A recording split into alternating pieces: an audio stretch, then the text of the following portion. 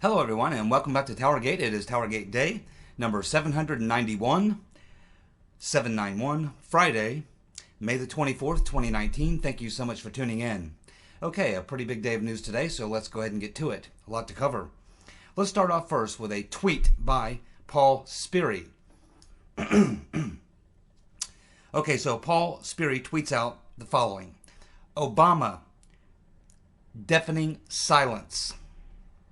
Obama, who's suddenly gone to ground as Spygate scandal draws nearer and calls for him to be questioned under oath, grow. No U.S. speaking events, appearances. The OFA, the Organization for Action, has quietly been removed from his website. And he's sending out fewer tweets. Now, what has happened recently in the past week or so is that James Clapper, the unwitting idiot, has thrown Obama under the bus again. If you remember, many months ago, Clapper was on CNN, and he said, well, we have to thank Obama, because without Obama directing us to conduct this investigation, none of this ever would have come out. But he sort of went into he reiterated that on a recent interview and went into more detail, and even more so said, hey, this is all about what Obama instructed us to do. Is the director of national intelligence? Hey, Obama says, hey, we need to, get into this. We need to look into this. This is what we need to do. He says, hey, that's what we do. The commander-in-chief directs us to do this. So here we have Clapper reiterating, doubling down, and being even more forceful in his argument that Obama was the one who drove the intelligence community to begin these investigations or intelligence operations into this so-called Trump-Russia collusion theory. So as a result of that and many other things, and just the general fact that Obama now can see what is happening with Barr going after this story, going after this investigation, appointing a U.S. attorney, and so I think Obama is understanding, and justifiably so, that bad news is coming his way. Because ultimately he knows that he was the tip of the spear. He is where the buck stopped. And he knew about everything that was going on. And we know from various texts from Peter Benstrokinus and Luz Lisa Page, where they talk about the White House is running the show. The White House is running the show. The White House wants to know everything. We have a meeting at the White House. Blah, blah, blah, blah, blah. We've read all the texts. We know there's overwhelming evidence that Barack Hussein Obama was not only aware of everything that was happening, but was in large part directing it. And we also know about that last meeting that was held in the White House where Susan Rice writes the cover your ass memo. And we know that Obama and Biden and Yates and Clapper and Comey and I think even Brennan, along with, I'm sure, Valerie Jarrett, others were certainly present in that meeting. And that meeting occurred the day before Clapper, Brennan, and Rogers went to brief Trump on January 6th at Trump Tower. The meeting in the White House where the cover your ass memo was written by Susan Rice, that meeting occurred the day before Trump was briefed at Trump Tower, where they gave Trump the information which gave CNN the news hook they needed to run the story about Trump being briefed, and that led to BuzzFeed being able to release the dossier. So this entire plot, which Barr has said he's focusing on, that meeting and Comey's briefing of Trump at Trump Tower, and how that led to CNN running the story, and then the next day BuzzFeed releasing. Barr specifically told Fox News that that was something that he found very unusual and he was looking into. And it is probably that, along with the comments by Clapper and maybe other information Obama's getting from other sources, that's telling him, hey man, things are going to start getting really, really hairy, and it's just a matter of time before everyone's going to be asking the question, what did Obama know? When did he know it? And that sort of thing. And so this explains the the behavior of Barack Hussein Obama, why he's suddenly gone quiet. I would do the same if I were him. And that means he's a lot smarter than Comey and Brennan and these other hacks who go out on TV and write books and run their mouth on TV, giving information. It can be used against them in an investigation or even in a court proceeding, a criminal court proceeding. So Obama is shutting his mouth and laying low and hoping to God that they do not turn on him, or that there is no evidence that points directly to his knowledge of the investigation. Now, he's a spinmeister, and he'll try to spin his way out of it. There'll be many people who will fall on the sword for him, but I'm not so sure when I watch Clapper and Comey and Brennan that they will fall on the sword for Obama. I think maybe Valerie Jarrett probably would. I think Lynch probably would. I think some other people might. But I don't know about these three intelligence goons. I mean, these guys are totally out for themselves. I don't think they have any loyalty to anyone but themselves. So I think that explains why, as Paul Sperry is tweeting out here, why Obama has suddenly gone, as he says, to ground. Okay, let's move on. 64%, according to the latest Rasmussen poll, 64% believe the FBI knew the dossier was fake prior to obtaining a warrant on the Trump campaign. 64% believe the FBI knew the dossier was fake prior to obtaining a warrant on the Trump campaign. 64% is a fairly big number. It's well over the majority. And that's bad news for the perps. And that's why they're acting so damn crazy. But another 35% in the Rasmussen poll believe that the FBI illegally spied on the Trump campaign. That's better than 1 in 3. And that's with basically the entire story being squelched, and with 90% of the media not even covering this angle of the story. Just wait when all the information comes out and the truth is revealed what these numbers are going to look like. So I'm a big fan of Dan Bongino. I like Dan. I listen to him when I can. And I'm listening to him the other day, and he's talking about Mifsud and who might be the one who put Mifsud into play. And of course, we've all commented on this. Everybody is curious about this because Mifsud is a key, it's probably the key player. It's Mifsud who started the whole thing by allegedly telling Papadopoulos that the Russians had Hillary Clinton emails, thousands of Hillary Clinton emails. And so if you blow up Mifsud or get to the bottom of Mifsud, you blow up the whole thing. He was the impetus for the whole thing. That's why he is so key, and that's why so many of us focus on Mifsud. And I've focused very hard on Mifsud over the past year and a half. But Bongino is just talking about, and he's giving his thoughts on who he thinks might be handling or who was guiding, or who Mifsud may have been working for, or what have you. And it's like, well, was it CIA? Was it FBI? Was it British intelligence? Was it American intelligence? Was it Italian intelligence?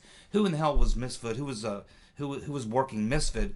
And now Bongino was talking a day or two ago that he was out in Los Angeles this past week and last week, and that he actually had dinner with Papadopoulos and his wife Simona. And so I'm kind of surprised that a couple days later he's still asking this question, and I don't know, maybe he forgot, or maybe he thinks that it's just something that Papadopoulos thinks is true, but he's not 100% sure. But I just thought, if you're a Bongino listener, or you missed the video where I talked about this several weeks ago, I thought I'd bring it back up just to refresh some memories. So Papadopoulos tweeted back on April the 25th, not too long ago, April the 25th, basically about a month ago. Papadopoulos tweeted on April 25th that he was told, he doesn't say by who, but he was told that Michael Gaeta, who of course was the head of the FBI field office in Rome, was Mifsud's handler. Papadopoulos says that he was told that Michael Gaeta was Mifsud's handler. Keep in mind, Gaeta was, of course, the top field agent at the Rome office in Italy. He was also, was and is still the legal attaché at the U.S. Embassy in Rome. And we know about the dealings of the U.S. Embassy both in Rome and in Ukraine. In 2014, Gaeta headed up the FBI's Organized Crime Unit for Eurasia. We know that he worked with Steele and Nellie Orr and some others on the FIFA scandal. We know that he traveled to London on July the 5th, 2016, a day or so before the Right Reverend Clinton was exonerated by the Federal Bureau of I'm With Her director James Comey. So he traveled to London on July the 5th of 2016 to meet with Steele. Michael Gaeta traveled to London to meet with Steele, and this was authorized by Victoria F. the EU Newland. We know that Michael Gaeta has been interviewed by Inspector General Huckleberry Horowitz. So there's a lot going on here with Michael Gaeta. Obviously, I don't know what questions Horowitz asked Michael Gaeta, but here's a couple of questions I think that I hope he asked Michael Gaeta, and when the IG report comes out, hopefully we will see the interview with Gaeta, and we will see that hopefully Horowitz asked these questions, and we will see the answers, unless they're redacted. So the questions that we expect that Horowitz would ask of Gaeta would be, what did Gaeta do with the information he got from Steele? He met with Steele on at least 2 occasions. What did he do with the information he got from Steele? How often was Gaeta in contact with Steele? Did Gaeta know Mifsud? If so, how well? When was the last time he talked to him? How many times did he talk to him during 2016? Did he ever talk to him about things involving Papadopoulos, the 2016 election, Russian emails, or anything like that? Did Gaeta know Stefan Halper or Alexander Down the Hatch Downer? These are all just a few of the questions. I'd have many more, but those are just a few of the key questions that I do hope were asked of Gaeta by Inspector General Huckleberry Horowitz, and I do hope that we get the answers as soon as the IG report is released. Then we have Lee Smith asking the following questions. Why didn't Rome-based FBI agents, including Michael Gaeta, interview Mifsud in Rome during the 3-month period between Papadopoulos' arrest of July 2017 and his unsealed plea agreement of October 2017, when Mifsud went to ground? Something is not right here. Very good point. As soon as the FBI learned about Mifsud, they had Michael Gaeta right there in Rome, Italy. Probably within walking distance of Mifsud before he went underground. They had plenty of time to interview him, and probably they almost have to have a relationship with him. The FBI almost has to know Mifsud very well. He trained FBI and CIA officials at Link University. We know about all of his Western contacts. Hard to imagine that Mifsud would just fly under the radar, or that they would have no interest in him, if in fact he's actually the person that is the only person apparently on the entire planet at that time that knew Russia had Hillary's emails. No one else at that time had ever said anything like that until Mifsud came along. Where did Mifsud get that information? Who's his sources? How would he know that? That would be things that would be awfully curious. If you're in the FBI, this would be driving you nuts. You would be so curious about it. but yet there appears to have been no effort whatsoever made by any FBI office, including the field office in Rome, Italy, to even question Mifsud. From what we've been told, something tells me there's a lot more to know about Mifsud and his relationship with the FBI, the intelligence community, the State Department, and the whole 9 yards. Need to get to Mifsud. It's absolutely critical. You cannot conduct this it's like trying to conduct this investigation without looking at the Rotten Reverend Clinton server. You cannot do an actual investigation of this situation without interviewing Mifsud, along with Halper and Downer. And you cannot really understand where this investigation origins or the Clinton email investigation and how that turned into everything else without looking at those servers. There are certain things that need to be done if you actually want to get to the bottom of this. And that's how we're going to find out if Barr and Mr. Durham are really interested in getting to the bottom of it. We're going to know that based on how they conduct their investigation, and I'm going to be watching very closely. Why wasn't Mifsud arrested when he was in the U.S. in February 2017 and interviewed by the FBI? By that time, they know he's the guy that dropped this information. And they question him. But he's allowed to just leave the country and go back to wherever he's going before he then goes underground. As I said, Mifsud is the key to the whole plot. Why was he not arrested if he's according to the Mueller report, he's a Russian intel agent? Oh yeah? Well, you had a Russian intel agent right there in front of you, and you interviewed him. You knew he was the one who gave up the information about Russians having hacked emails. You say he's a Russian agent, and you didn't even arrest him or detain him? I'm not buying it. We also have the message conversation between Peter's Been Stroking Us and Loose Lisa Page on March 14th of 2016 when they're discussing this topic, and they're there in that conversation. Peter's Been Stroking Us tells Page, he says, quote, "Their guy is now talking.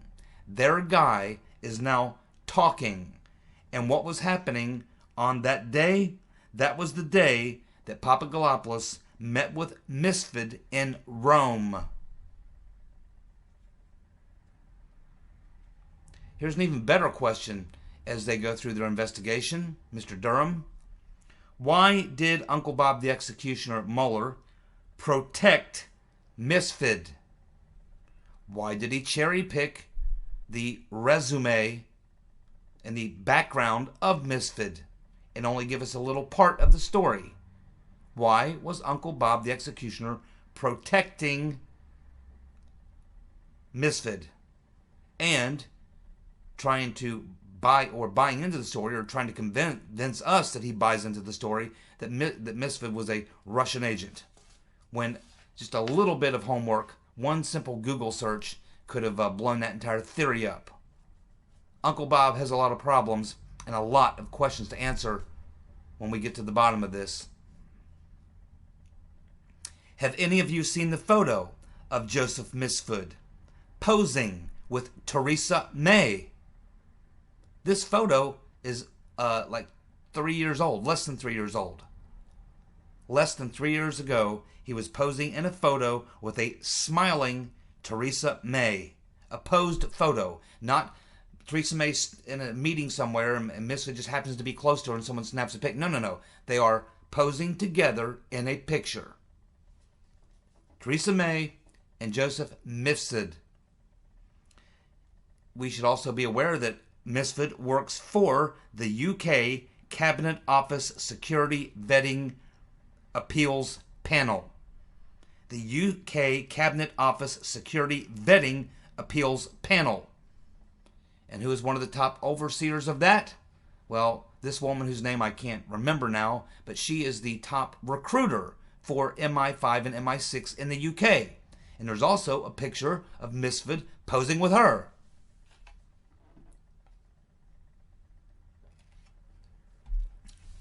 Mifsud is also a member of the Soros-funded European Council on Foreign Relations.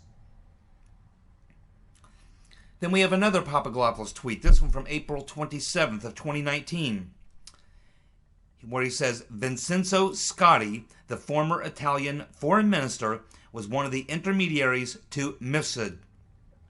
Scotti has been outed as the guy who forced Mifsud to introduce me to imaginary Russians and set me up. This is huge. That's what Papadopoulos said on April 27, 2019.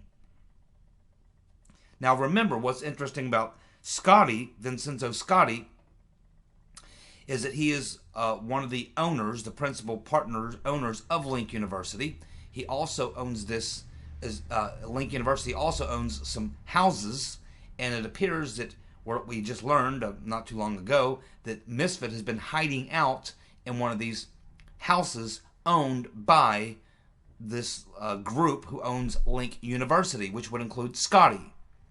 Now, right after Mifsud had gone missing and went underground and people were looking for him, he was interviewed by the Italian media, at which point Scotti said he had no idea of the whereabouts or the goings-on of Mifsud.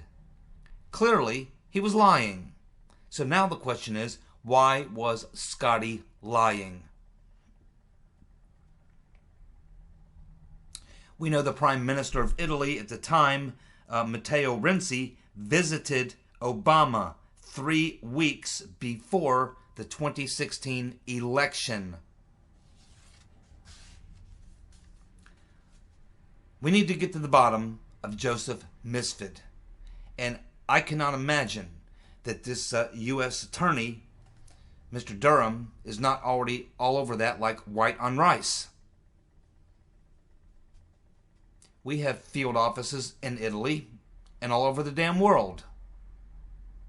I'm sure he's got a budget. And if you want to get to the bottom of this, that's the first guy I would want to talk to right off the top. If someone said, Mike, you're hired to handle this investigation, I would immediately hop on a plane with a couple guys and I would fly to Italy with my credentials, walk into the foreign ministry office or wherever, and I would present my credentials and say, we want to talk to Mifsud. We're investigating a crime. He's a person of interest. We want to talk to Mifsud. Where is he? Period. That's what you do. Because, quite honestly, I understand the way the intelligence community works. I understand the underworld of intelligence, as does most of these people in government, particularly in the intelligence community. And we all know that when things go bad with an intelligence operation, the very first thing they do is they get rid of the loose ends. They get rid of the loose ends. And Joseph Mifsud is a loose end. Now, I'm trying to remember who it was. Is it Rene or Rene, R-E-N-E? I don't know if it's Rene or Rene. I apologize for mispronouncing your name. But Rene or Rene brought up a very good point in a comment from one of the last 2 videos where he sort of reminded us all something we should not forget, which is that whenever you look at any of these deep, dark, deep state conspiracies, whether it's JFK, 9/11, many other ones, those are the more prominent ones, but there's many others. Whenever you look at any of these affairs, what you find is that you have an awful lot of dead people turning up. People who were witnesses, or people who knew things, or saw things, or heard things. A lot of people who are in the know around all these types of conspiracies, a lot of people seem to turn up dead by mysterious circumstances. Car accidents, heart attacks, gunshot wounds to the head, overdoses, jump off buildings, you name the type of strange and crazy deaths. Lots of people who have information or are part of some information about some conspiracy that goes, that gets blown up. You often see large numbers of these types of people who come up dead. So, Renee, or Renee, however you pronounce your name, thank you for bringing that to our attention. We should always keep that in mind. And keeping that in mind would be one of the things I would be thinking about if I was in charge of this investigation. It's why I would be interviewing Joseph Mifsud. Damn Skippy. Damn Skippy. And I am not talking about peanut butter.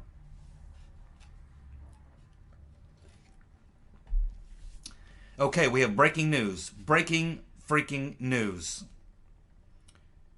This is from a press statement that Trump has just tweeted out. It's being covered on all the networks right now. Press statement from today, May 23rd. Here it is. A press release from the presidential office, I guess. Today, at the request and recommendation of the Attorney General of the United States, President Donald J. Trump has directed the intelligence community to quickly and fully cooperate with the AG's investigation into surveillance activities during the 2016 presidential election. The Attorney General has also been delegated full and complete authority to declassify information pertaining to this investigation in accordance with long-established standards for handling classified information. Today's actions will help ensure that all Americans learn the truth about the events that occurred and the actions that were taken during the last presidential election, and will restore confidence in our public institutions. There you go.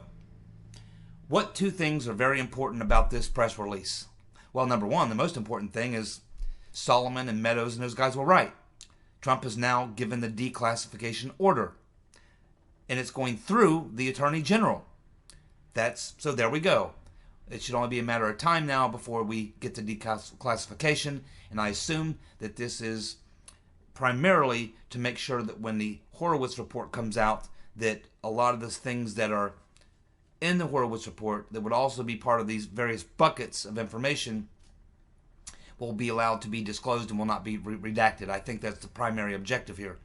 But there's something else in this statement that we should focus on here for just a minute. Donald J. Trump has directed the intelligence community to quickly and fully cooperate with the Attorney General's investigation. Why does the president need to say in a public press statement that the intelligence community is being ordered by the president to cooperate with the Attorney General? Well, I think it's because the Attorney General has stated publicly now in interviews that he's not happy with the answers he's getting. He's not happy with the cooperation he is getting. And who's he talking about? He's talking about no shit Sherlock Christopher Wray and Gina Haspel. That's who he's talking about. And other high-ranking intelligence officials in FBI, DOJ, on and on. I'm wondering how long it's going to take before Barr, and I think Trump's already figured it out, but I'm waiting to see how long it's going to take for Barr and for Durham to figure out that Haspel and Wray are not going to cooperate whatsoever. If anything, they're burning documents, destroying documents to cover their asses. Especially Gina Haspel. She was the section chief in London for the CIA when all these things were going down. She was there the day that Bill Priestep came into town, which was the same day that Downer was shaking down Papadopoulos. Peter's been stroking us, and Luce Lisa Page and 2 or 3 other FBI agents were in town, and they were talking to, who were they talking to? Forget now. I have to go back and look at my notes. But all these FBI agents had gone over to London. It's hard for me to believe that with all the things that were going on in and around London, with all the FBI intelligence people and all the British intelligence people and private contractors and all the things that were going on, hard for me to believe that little Gina Haspel is the top section chief for the FBI, for the CIA in London, and she's not aware of any of this. I'm sorry, I'm not buying it. Haspel knows it all. She's one of the perps. She's up to her eyeballs in this. She needs to be fired immediately, along with no shit Sherlock, Christopher Wray. They're part of the coup plot.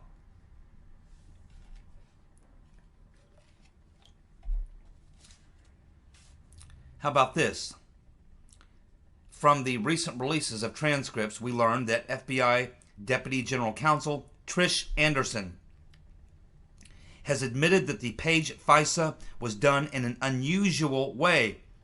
Anderson says she was normally responsible for signing off on FISAs before they reached the desk of her superiors for approval.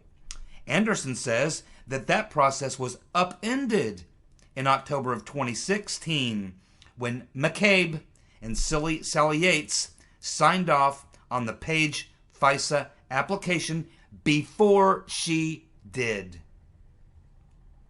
She says she didn't second guess the page FISA. She says the page FISA received high-level, very high-level approval, informal, oral approvals, before it ever came to her for her signature. Think about that. She received very high-level approval, informal high-level approval, oral high-level approval, before it ever came to her for her signature. She says the page FISA was approved outside the regular procedures. She says Comey had already signed off on it. Baker, General Counsel Baker, personally reviewed and made edits to the page FISA. Anderson says she did not read the page FISA the day she signed off on it, but that she did read it at an earlier time. Uh-oh. Uh-oh.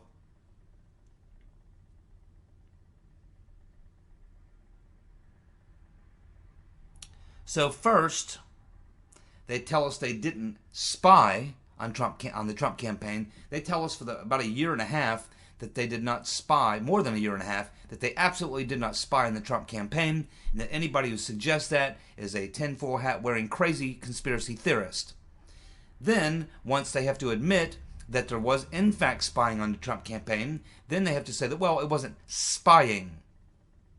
It wasn't spying. That's not the right word to describe it. No, it wasn't spying. And now they're saying, well, okay, so you can call it spying if you want to call it spying, but it wasn't done for political reasons. It was done as part of a criminal investigation. Problem is, it wasn't a criminal investigation until Uncle Bob stepped into the picture. Prior to that, it was a counterintelligence operation. Uh-oh. How do you get FISA warrants for a counterintelligence operation? Got to have some evidence, my friends. In which case you would have a investigation, a criminal investigation. You're saying that the person you're getting a FISA on is the agent of working as the agent of a foreign government. You see the problem here? You can't have it both ways. That's why this whole thing's crashing down around them. If Barr and Mr. Durham have the courage to actually get to the bottom of this, it won't be that tough. They just got to talk to a few people, get a grand jury, bring them in, and shake them down and shake them out. Climb up their ass and stretch out. You'll get the truth. We'll get it over with. The sooner the better. Thanks so much for tuning in. I'll be back tomorrow for more TowerGate. You guys have a good night. Bye.